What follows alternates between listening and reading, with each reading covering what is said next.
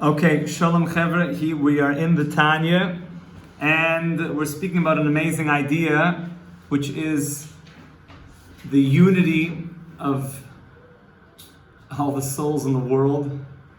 And we gave an unbelievable analogy, and of course we're talking about things that are conceptual, they're allegorical, but we use analogies with things that we relate to help us better connect to more profound allegorical concepts.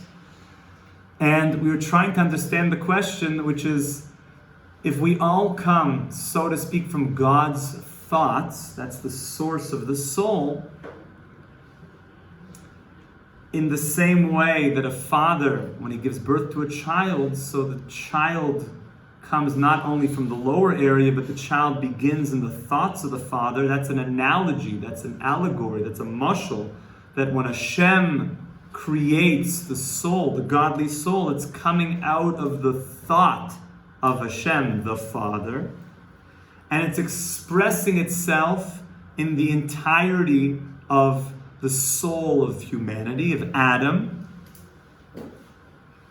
And we said, well, if we all come out of the soul of God's mind, and Hashem and His mind are one, how do you have a delineation of souls? And we explained in the same way that when a father gives birth to a child, so the child is one inside the mind of the father. He's totally unified. Everything is one in that place. But as the child comes into expression, so to speak, in the mother's womb, the child is unwinding itself, and you see the expression. First you see the brain is forming, you see the heart, like we mentioned, after 8 or 9 weeks is already beating in a Doppler. We mentioned already that, how powerful it is to see and to hear to watch the heartbeat of the child. And then over the course of the 9 months, the child continues to unwind, and by the time it's 9 months, if you look at an ultrasound, what do you see? A baby, including the toenails. By the toenails and the hair, the toenails specifically, that's also why we talk about the toenails here, is one of the last elements to actually express itself. But were the toenails, Chaim, there in the beginning of the child's conception? Were they included in the original seed? Were all the limbs and all the DNA included in the original seed? Yes, but did I see toenails in this drop of semen? No. But were they there? Yes. They were just not expressed. Only once the child is unwound do you see the full expression of the child. That was our answer to how, even though we all come from Hashem's thoughts, but as the generations go on, the body, i.e., this is all an analogy, don't get caught in physical ideas, just use it as an analogy to jump into something conceptual. This soul expands out, and you have those people that are connected to the head of the child, this giant soul of humanity, the head of the child, the godly soul. You have the heart of the child, you have the hands of the child, you have the femur of the child, you have the kneecaps, etc., and including the toenails and the lowest regions that have the least life force in them. That's also included in the child. And this was our way of explaining why you could have some souls that are higher and some that are lower, some that feel more. Those are the souls that are connected to the brain. Those are the souls like the patriarchs, the matriarchs, the heart like King David. And you have those other souls that are connected to the bottom of the feet, the toe jam, and this just like, they don't feel very much. And if you tell them, you want to learn some Torah, they're like, what? Kentucky Fried Chicken? Like, no, let's talk about life and the meaning of life. And it's just like dense. That's because that there's certain souls that are from unfeeling places. Now, what did we say that's a very profound point? Even the lowest souls that are very coarse and don't feel, did they come from the same place as Moshe Rabbeinu? Yeah. They all come from the same exalted place. And therefore, anytime that you look at another person, you have to remember this. That you should look, you should say, you come from the same place as Moshe Rabbeinu. So what's the difference? When you see Moshe Rabbeinu, let's say for me, you see me, it's like, See Moshe Rabbeinu, if Moshe Rabbeinu walked in here, we would fall over. We'd be like, we'd go crazy. There's so much light. Said when he came down with the mountain, his face filled with light.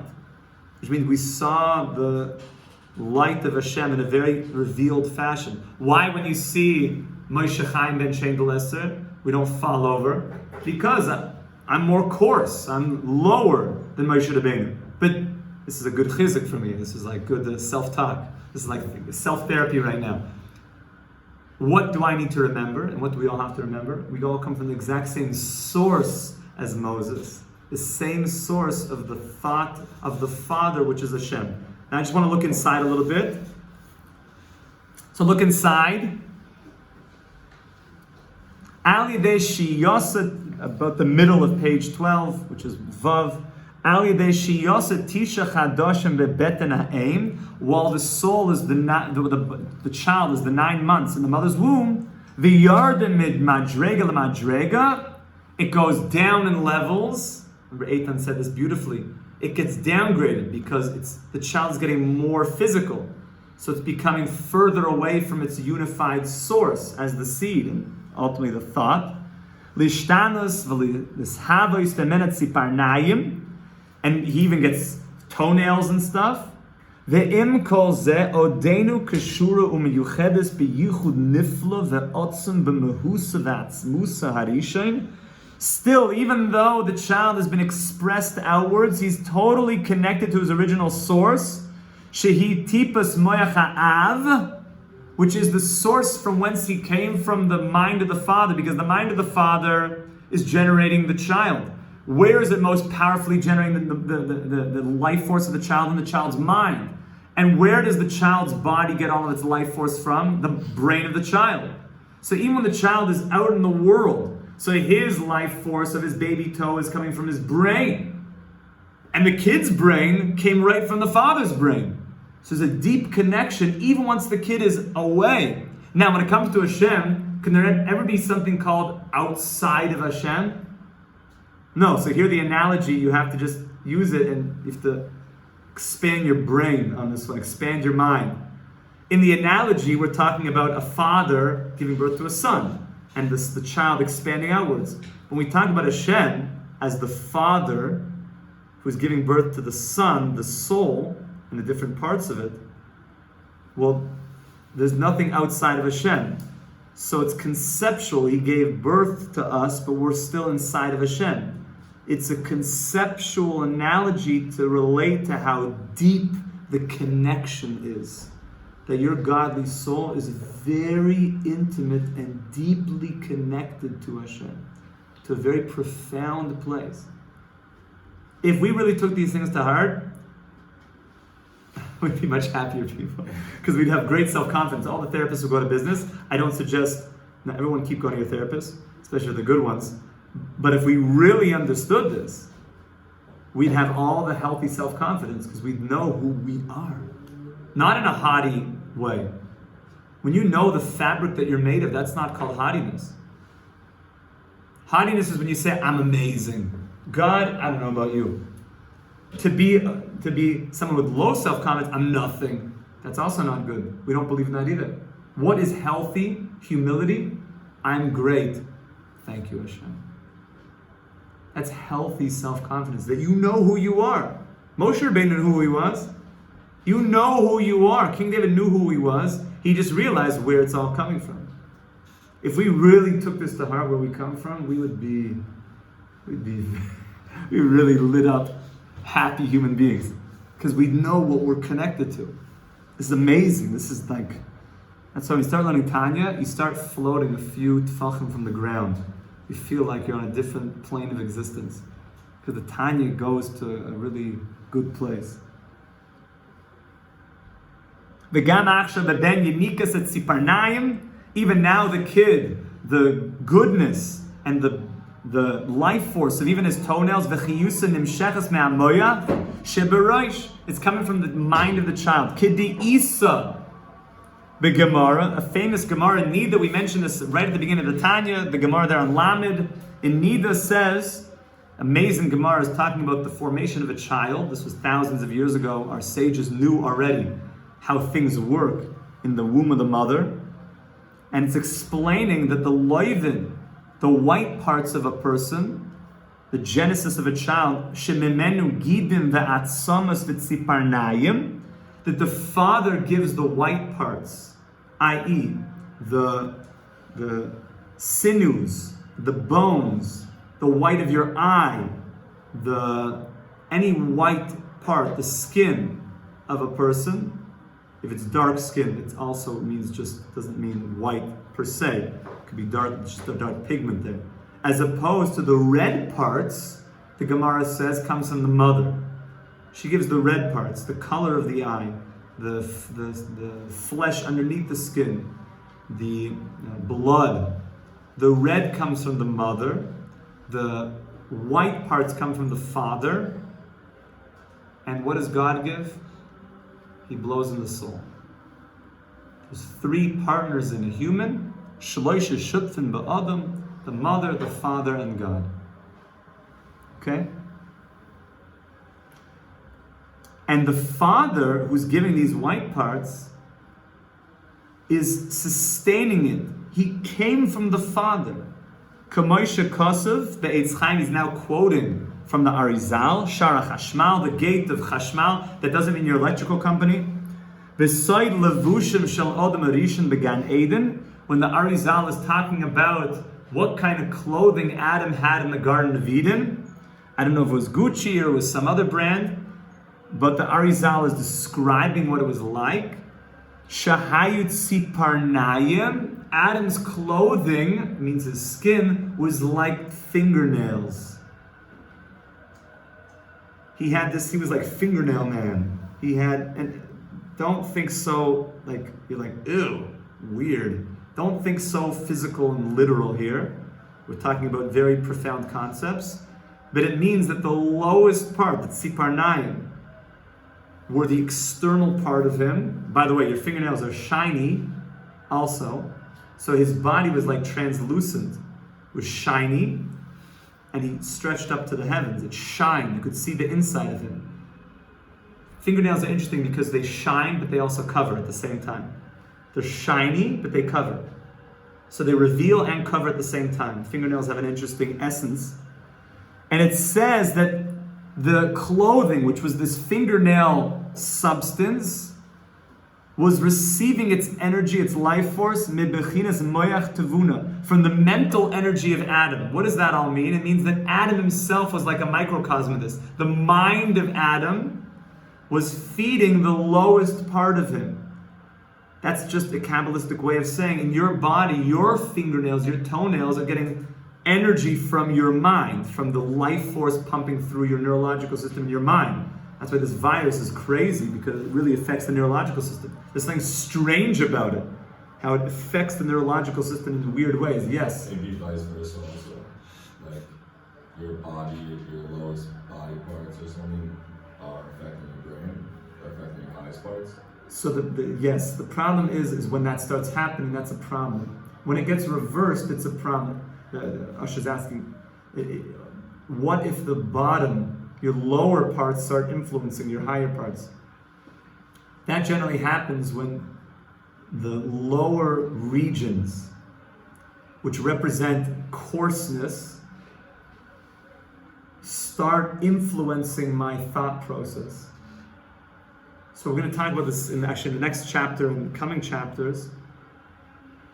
What if my lower base desires start to convince me of something, which my mind is really clear. My mind is the true life force. The job, we were speaking about this earlier, is that your mind becomes clear about something, your heart becomes impassioned about it, and then you act on it. We were speaking about why Kiddush is made on wine, even though you could sanctify Shabbos by just screaming at everybody, you're not allowed to do borer. That could be Kiddush, right? You just made a distinction between the 6 days of the week and now Shabbos. We're basically asking the question, this is a tangential point, but it's a very important point, which is, who knows, what do you need to do to make Kiddush on Shabbos? Biblically. Declare it Shabbos. That's all you need to do. You need to get up, tell your family, Everybody gather around. It's Shabbos today. Okay, Tati, thank you. Time for dinner. Okay, thank you. You could do it another way. You could say to everybody, you're not allowed to write 2 letters. Shabbos, because that implies it's Shabbos. You can't do borer. You make a proclamation. I hereby am letting everybody know that it's Shabbos. Okay, is that an intellectual experience, an emotional experience, or a visceral body experience? When you just stand up and tell your family, you're not allowed to... Just the body. It's body or it's a concept? It's intellectual, it's a concept. You're telling everybody, you got to know the following. Today is not a weekday. Okay, let me process that. Okay, got it. Came along the rabbis in their incredible wisdom. The rabbis are always really trying to pull out a deeper message. Say the rabbis, don't just stand up and make kiddush, make it on a cup of wine. Interesting, Rabbi. Now, this is not, we don't believe that people should drink a lot. People think, you become like a religious Jew, like somehow you have a heter to drink. That is not what we believe. I'm disgusted by excessive drinking. It's a horrible thing. However, if you have 1 cup of wine, then that's responsible. And we're not talking about people that are in programs, then obviously they can't have any wine. They have to make it on grape juice. But we're talking about people that are basically healthy. The sages understood that you should have a cup of wine. Someone asked me earlier, why don't we make it on like shrooms? That'd be cool. So the answer to that is that goes too far. You're leaving reality. You're leaving reality. A cup of wine is interesting because it's just enough that when you have a cup of wine, you're like, you kind of sink into, it says that wine, yain yisamach levav enesh, wine makes you happy. If you have too much wine, that's not what we're talking about. But wine is this like middle ground that if you responsibly have 1 cup, and us Yidden, we like to have a big cup for Kiddush, and I don't have wine basically at all during the week, except if there's a bris or something. You don't eat much on a Friday. You sit down and you basically, after kind of being hungry, you drink a cup of wine.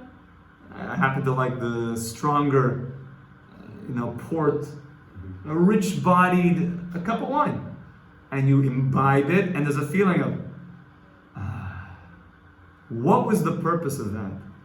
So let me give you one answer. Is Chazal knew that Shabbos arriving shouldn't just be an intellectual experience.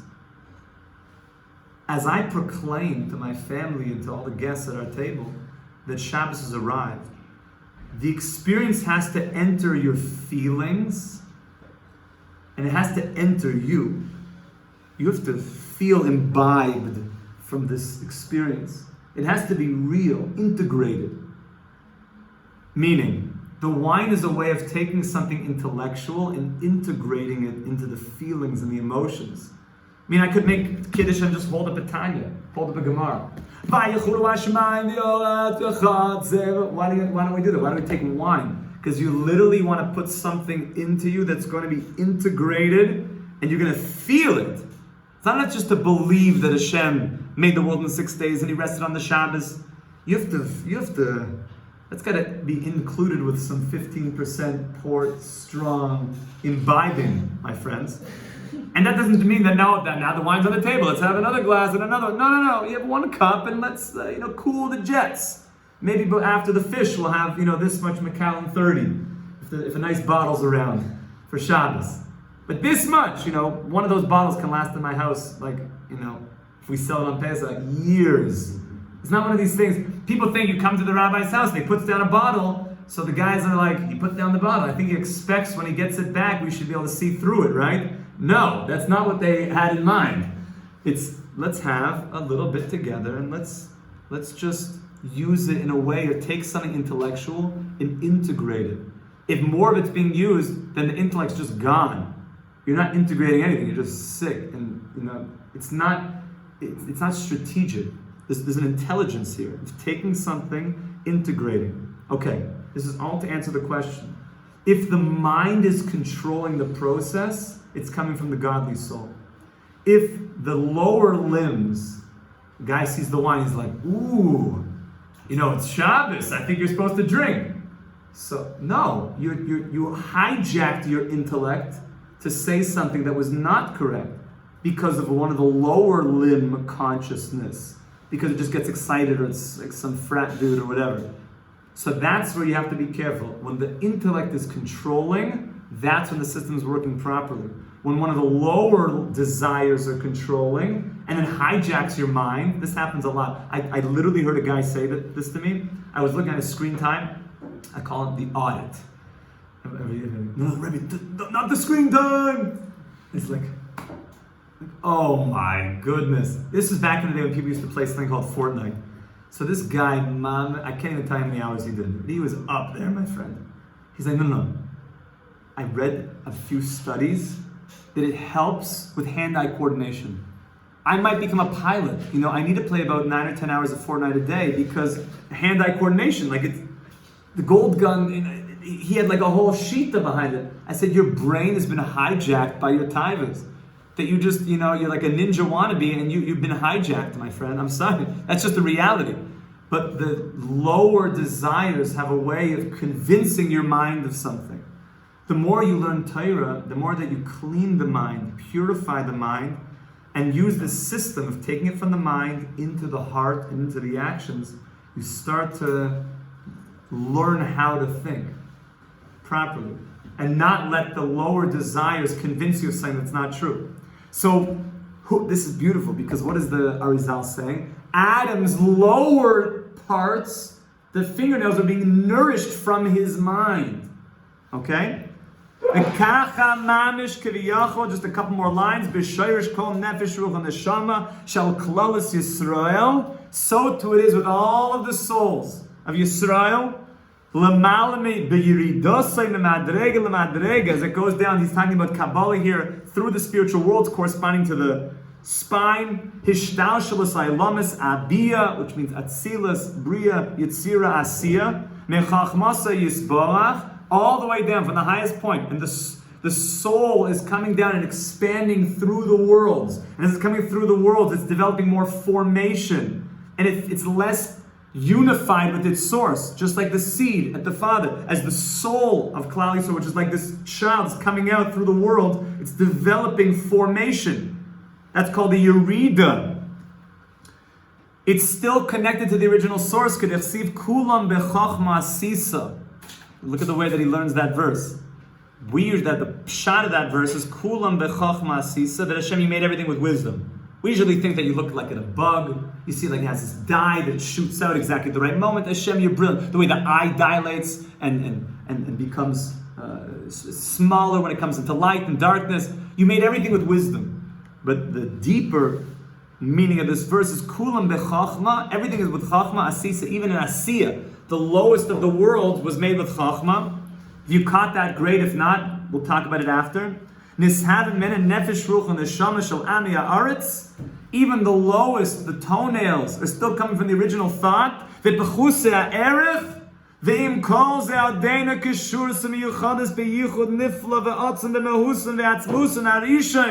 they're still coming from the original thought of Hashem, which is Hashem's wisdom. We all come from that place all the time. We're flowing from that place. Ki yinikus v'chiyas nefesh ruach neshama shel ami haaretz hu min nefesh ruach neshama shel hatzadikim ve'achachamim rasha b'nei Yisrael shebedorim. Now is going to be a whole new section. The Baal HaTanya is going to explain the connection to tzadikim, which is Hashem made the soul. It's like a child. And we said that the toenails of a real child, where does it get its life force from? From the mind of the child. Okay, now into the example of this soul, this giant soul. So we said the head is like the tzaddikim, right? The avos. The toenails are the, okay, I'm Beis Yisrael, the chevra, okay? I'm one of the, we're from the feet. But where do the feet get pumped up from? The mind. Who are the mind? Who's the mind? The avos, and like we mentioned, in every generation there's a mind, there's the head of the feet, there's the head of the heart. Which means if you want to be fired up, The only way is to stay connected to the mind of the child, which is the tzaddikim. The tzaddikim. This idea takes to a whole new dimension what it means to be connected to tzaddikim. We should be zoich, we'll talk about it next time, to be mamish connected to tzaddikim. Amen. Have a wonderful day, Chevra.